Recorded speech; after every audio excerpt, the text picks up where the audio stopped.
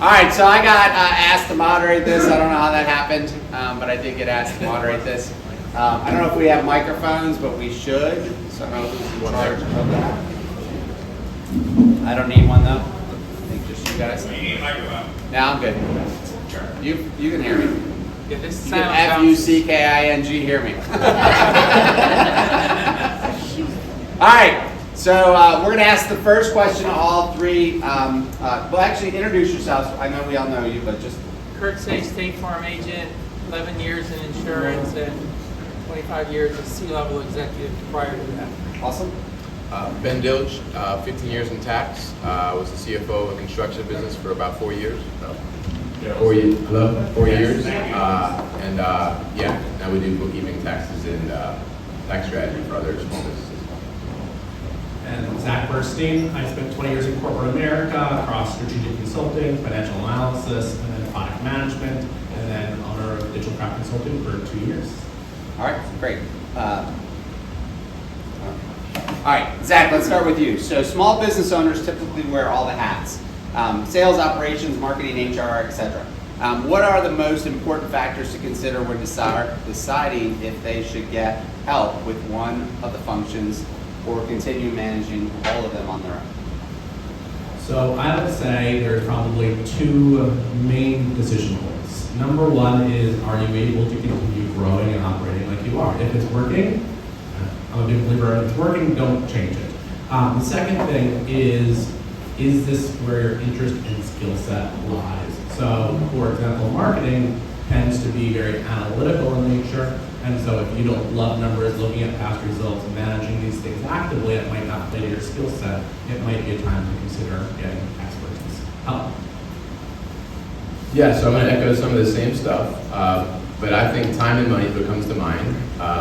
What I tell a lot of my clients that I work very intimately with is that you've got to figure out how much your time is worth per hour, and then you can make a lot of easy business decisions that way. So if you factor in how much you make for revenue for some new client, you arrive at some number like, oh, I make $20 per hour, that's my worth. Then you can easily say, oh, this person costs $70 an hour, or $80 an hour, or $20 an hour. Anything less than your per hour amount is going to make sense to outsource to that person. And by the way, the easiest way to do that calculation is the average person works 2,080 hours a year. So if you hire somebody and you're figuring out stuff, that counts vacation time, all this kind of stuff. So yeah, just exactly what Ben said. Figure out your work. It's $200 an hour. Time to hire somebody is when you can generate $200 an hour and pay somebody $50 an hour to do something that's taking away from generating sales. Great. All right, Kurt, since you have the mic, let's start with you. What's a common situation you've seen a small business owner struggling with? Where you are able to come in and help? Well, I'm going to use Dan as an example. People there you are, you remember this conversation. It was actually, we had a conversation about insurance that turned into a conversation about just, because business owners want to do everything and be everything and all this kind of stuff. They throw, oh, I do fences, decks, electrician, plumbing, painting, and it was crazy. One of the things that I think that is the biggest mistake that especially people in the contracting business, is that they don't focus on their core thing that they do. And once you turned up that website, your business started to take off. Yeah. So that is the main mistake, I think, is too much, too fast. Do what you're good at, because if you're passionate about it, people are going to get it. And at the end of the day, they're going to buy you first and what you do second. So if you're passionate about it, you're going to have the confidence to be able to get business. Does that make sense? Yeah. Ben, same question. I'll be honest, I forgot it. What's a common situation you've seen a small business owner struggling with where you are able to come in and help?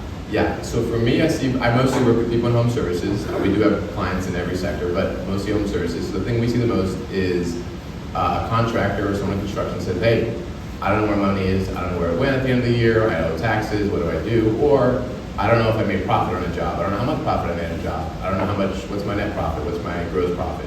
So for us, that looks like setting up job costing for them, which is an element of bookkeeping.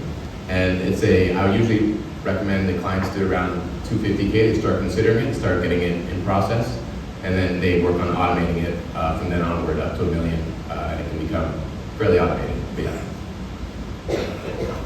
So who I work with a lot are small business owners who have built their own marketing, built their own website when they just launched. Makes sense. I usually call that the version 1 of the website.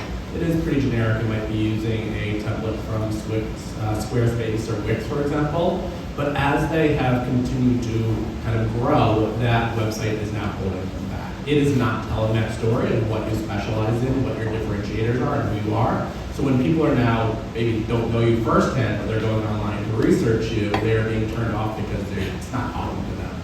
And so really what I'm able to do is help them take them to that version 1 website that they built to that version 2. So that way when people are doing research, because everyone's now researching you online, it's really clear that you are speaking to them and solving their problems. And so I help you discover who that customer is and what they care about as they're going through that shopping journey.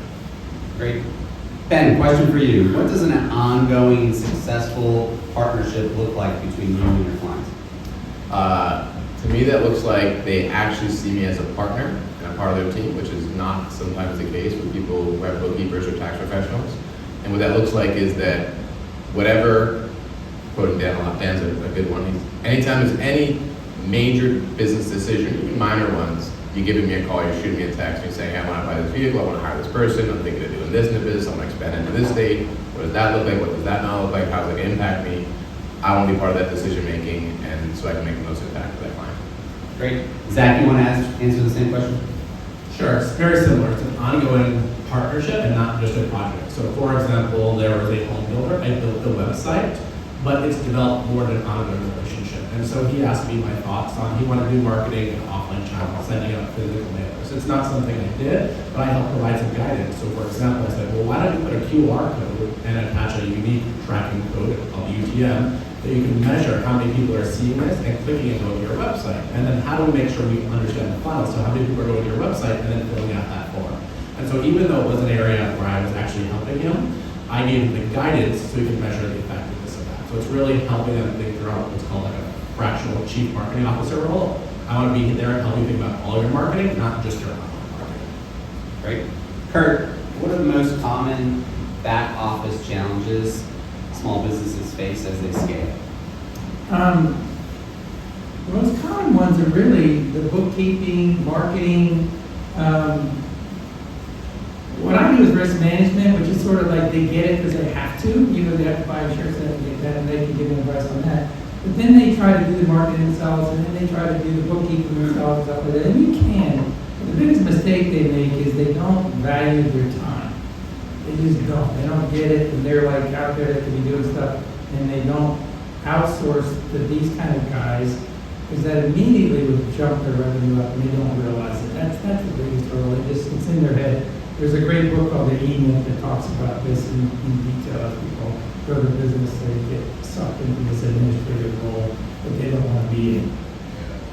So Ben, as the numbers guy, at what stage should a small business start investing in the back office infrastructure? I think it's case by case, depending on the business. So I'll speak to mostly bookkeeping. For example, a lawn service like a CJ type of business is going to be different from a Dan type of business.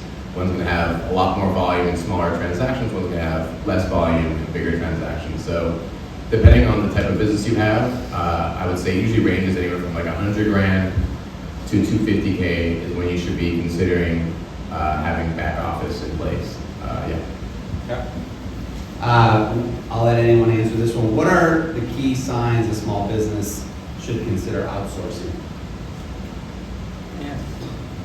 The obvious thing is that the guy is working 80 hours a week, his revenue is growing, and he's stressed out and he's overwhelmed. That's when you should start immediately just doing he's self-aware that you need to kind of hire some people. And people are just so afraid of that because it costs a lot of money and it's a big commitment. Okay. I'll let one of you two at the end, that end take. What role does outsourcing play in managing business risk and insurance needs? You're the risk guy. Yeah, the risk business. Well, you can't be your own insurance company. You know, you swap a little premium, we promise to cover your butt for hundreds of thousands of dollars, so that's pretty self-evident. My role in that is helping that entrepreneur consultant guy deal with the boilerplate that these big companies give them, which some of it's insane. You know, some of it, you need to have X number of millions of dollars, this, that, and the other thing, or you need to have workers' comp, and you have no employees. One thing I will do is actually contact the HR group for that thing that's onboarding him and tell them, no, he doesn't need this. And then they go, okay, fine, we'll drop it. All right, lightning round as we finish up. Because we have no time left according to Chris. So everyone answer this question quickly. When you realize you need outside help, is there a process to help you find the best professionals to work with? Yes. First thing you got to do is this kind of environment where you can actually talk to them and look at them. Do they have integrity? Do they actually have a track record of success? Do they actually prove that they can do what they say they're going to do in your space? And it's not hard to figure this out and check their references 100% of the time. Ask for, if they won't give it to you, walk away. Ben? Yeah, I'm gonna echo the same thing. Ask for references, social proof, and look for someone who is specializing in your area. So that's why I try to work with people in the home services, because I've gotten really good at that. Social proof and niching down. Close us out, Zach. I would say talk with a lot of people in that industry. Often you are not the area of expertise when it comes to marketing or bookkeeping. So talk with a lot of people and figure out what their differentiators and what is the most important to you. So that way you can figure out, and also ask for past results. I'm a huge numbers guy, so it's easy to say things, but it's harder to prove it. So really ask the numbers and the differentiation. Great. Thank you.